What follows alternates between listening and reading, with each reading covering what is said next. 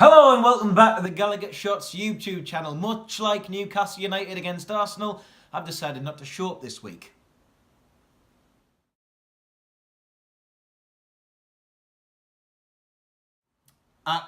Welcome back to the GallowgateShots YouTube channel. I couldn't just do a video where I speak because who would watch that? Welcome back. Yes, this is the player ratings for Newcastle against Arsenal. We lost 2-0. It was a carbon copy almost of the trip to London for West Ham, except this time there was no Billy Bonds to shout out, which is a real shame. It was a terrible game, and this won't take long at all, so let's crack on, shall we? Dubravka in goal. Who else? It was hard to be harsh on him when he was under the cosh so much. Arsenal literally had us pegged back time and time again. The saves he did make, it showed he was pretty alert to the danger that was there from Arsenal. There was a few good saves, which is always nice to see. And I think that the disallowed goals, he was impeded every single time. So, again, for those, although the ball was in the back of the net, it's not really his fault. The goals he let in were tough. The Ramsey one, I think he maybe could have stretched a little bit further. But, again, it didn't look like Ramsey was going to be the one taking that shot. And then for the second one, it was completely Lascelles' fault. We'll get onto that. But 6 for Dubravka. I think benefit of the doubt in that situation. There's a few players who shined despite the utter crap that was going on. Speaking of that, Yedlin, yeah, classic case of him being outclassed in this one. He was chasing the Arsenal players around. There was nowhere to be seen at times, and Arsenal just breezed past him. It was pathetic, really, but it just shows Yedlin's level compared to these top 6 teams when he plays against them.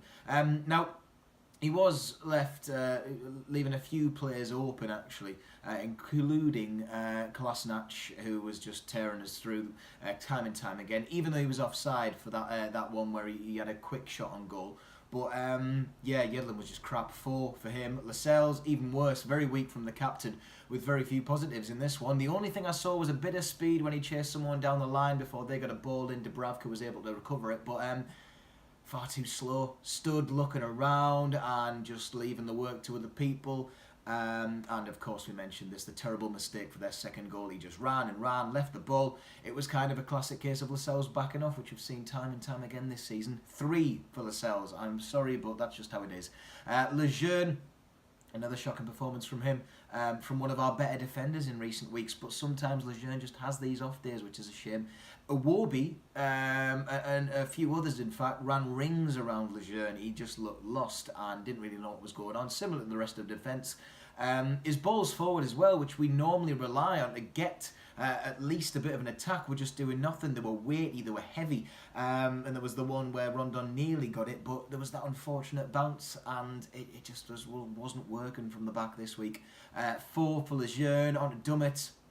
Very poor again. He was pushed aside by their attack. They just breezed past him like it just happened time and time again. And there were some shoddy clearances too at times. He was never in the right place to stop any of the Arsenal attack. And similar to Lascelles, he was looking round. It just didn't happen on the day. 4 for Dummett. On to Ritchie. Now, there were some slight moments to salvage his game, but nothing special. The clearance on the line, yes, that was very good.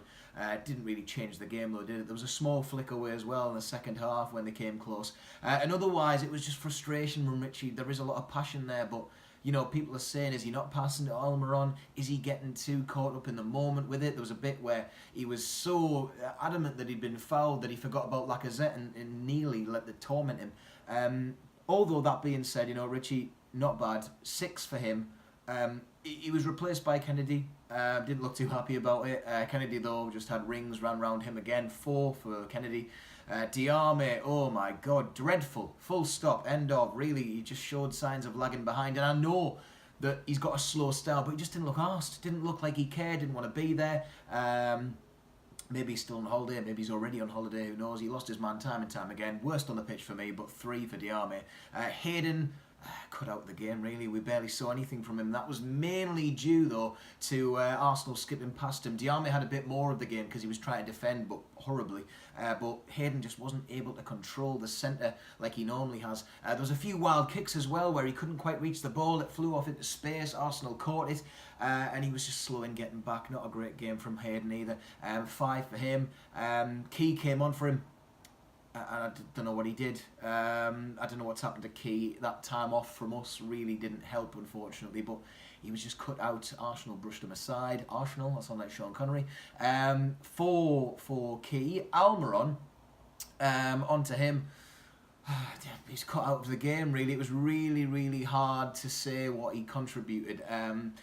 But he just wasn't getting the ball. Now, obviously, again, this argument about Richie not giving him the ball, I don't know. I'll believe it when I properly see it. But few people noticing that now. I doubt it's an issue.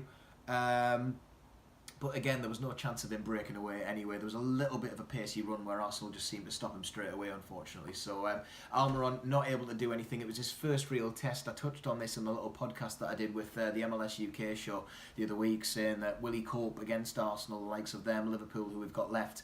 And it looked as though he didn't. But again, I don't think that was him. I think it was more just the style of the game that we were playing. 5 for him. Perez was muscled out of the game, muscled off the ball. Whatever chances he did have up front were just nothing, and Lacazette just pushed him away. It wasn't a foul, I don't think, but just saw very little of the ball. Like 2 of our strikers did, Rondon and Almiron and him, 3 of them in fact. There were some moments where he at least tried to defend, a few clearances from Perez, which is always nice to see, but 5 for him. Muto came on, no impact. Real shame what's happening to Muto this year, because it would be nice to see a bit more of him, but I don't know. I don't pick the team. I'm not a manager. I certainly don't have the experience to say. I think Muto deserves a 4. Just didn't really see anything.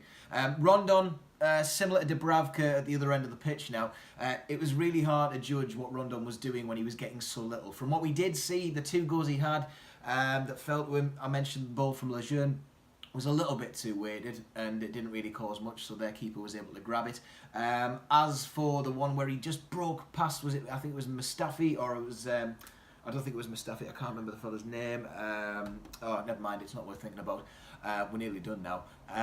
It was a really poor kick from Rondon where he got into space and then he seemed to just really horrible imbalance that he had. Maybe should have passed it to Perez. We don't know. Got a 6 for Rondon just for that effort that he did show, because otherwise he was cut out of the game just due to Arsenal being so on it.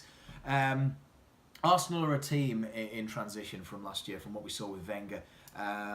It's not the same team, they are a team on the up. They've got those players they can turn to that they've spent money on. Aubameyang, Lacazette, Ozil. They've also got Ramsey, who they are stupidly letting go, which is ridiculous. But we have to remember that. They are a top 6 side. They've got some unbelievable players in that team. It was a masterclass in how to attack. We just didn't show up in this game. Sometimes we can bring it to these teams, but as always, bit of a shocker in the capital. And the defensive approach that they had was sussed out. We just have to hope for the best now. 2 teams have been relegated. Huddersfield and Fulham, good riddance. Hopefully we can get that important win that we need just to tip us over, whether it's at home against Palace or maybe Southampton. Those are the 2 that we've got to target now. The match reaction from the lads who watched it will be coming soon, although I don't know how much you want to watch of that game again. There is a little breakdown from the Always Smiling Faces podcast, which they did, and you've got your FIFA predictions and the away say to come from the other guys. Don't lose your heads, because there was a lot of breakdowns on Twitter. Ultimately, we're going to lose to Arsenal away from home. It's always going to happen until we are this amazing team that will emerge once again. Never mind, eh? Right, take care. I'll see you next time.